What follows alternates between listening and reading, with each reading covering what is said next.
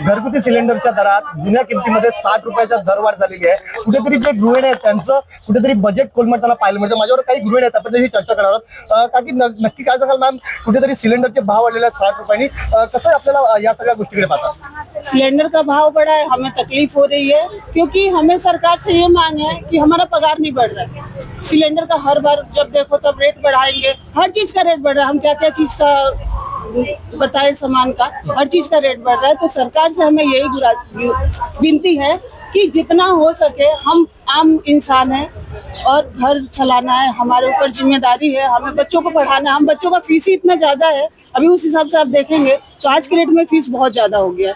तो आम इंसान कैसे करेगा? जो गरीब इंसान है वो कैसे करेगा, कैसे मैनेज करेगा? जिसका 10,000 पगार है वो उसमें क्या क्या मैनेज करेगा, आप बताइए।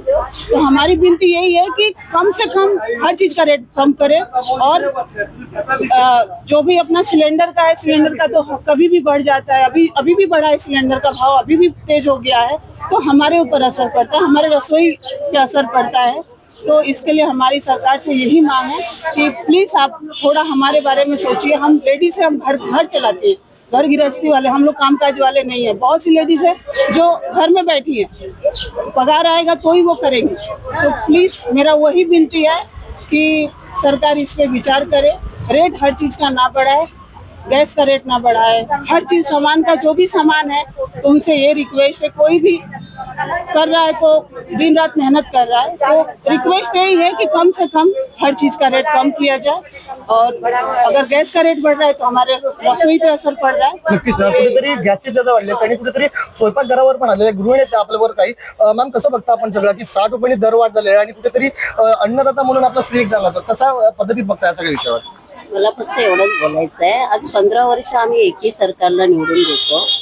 जर त्यांनी घरगुती ज्या काही चीजे आहेत, गॅसच असं नाहीये, प्रत्येक चीजवर आपल्याला टॅक्स लागतो। मला वाटतं जवळजवळ आज लाडक्या बहिणींचे बऱ्याच लाडक्या बहिणींना पैसे देण्याचे पण ते बोलले होते, तर तेही मला कुठेतरी ऐकायला आले की बंद केलेले आहे। तर असं करू नये प्रत्येक, आणि खरंच चौकशी तर झालीच पाहिजे, पण चौकशी अशा ठिकाणी करा की खरोखर तुम्ही योग्य त्या लोकांना पैसे देता का। आणि दुसरी बात की जे महिला ज्या बोलतायत, तो खरोखर कुठेतरी राग आहे, कारण आज 15 वर्ष त्या निवडून देत आहेत। तर मला वाटतं सरकारने इकडे लक्ष द्यावं, आणि विश्वास आहे की आमचे जे सहकार्य आहेत, जसे कदम भाऊ वगैरे, खरोखर ते प्रत्येक वेळेला सगळ्यांच्या मदतीला धावून येतात, आणि मला वाटतं ते लक्ष देतील या गोष्टीकडे। आणि तुमच्यासारखे पत्रकार असल्यानंतर ते खरोखरच लक्ष देणं योग्यच आहे। धन्यवाद, आपण आपला वेळ दिला। अजून काही गृहिणी आपण त्यांच्याशी बोलूया। ताई, कसं बघता या सगळ्या विषयाकडे? कुठेतरी खर्चात वाढ झालेली आहे आणि कुठेतरी तो बजेट कोलमडला आहे। बरोबर आहे, खर्चात वाढ झालेलीच आहे, आणि घरात एक व्यक्ती कमवणारा, आणि ते असं वाढत चाललेलं आहे। कसं गृहिणी घर कसं चालवायचं, कुठे कुठे बघायचं, मुलांच्या शिक्षणाकडे बघायचं, घराकडे बघायचं, हे असे दर तुम्ही वाढवत गेलात तर आम्ही करायचं काय पुढे?